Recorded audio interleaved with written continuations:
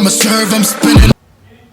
Dimana guys, it's your girl Bonnie. I am so back at it again with another video, guys. I know it has been like ages since I posted. I missed you guys so much. I missed all of you so much. Okay, so in this video, I'm gonna show you guys how I made this dress. Oh my god.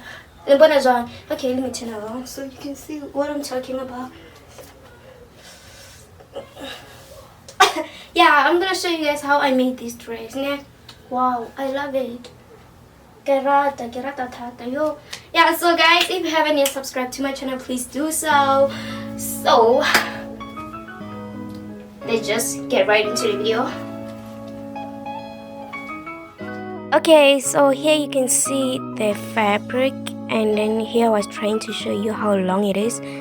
It's so stretchy, and then it's less thick, yeah.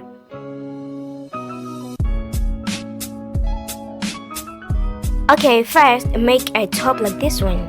Fold the upper edges and also the lower edges.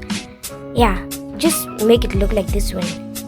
Okay, then draw these lines. You can see them, right? Yeah, they're like curvy at the end. You can see how they look like. Yeah, draw this kind of lines.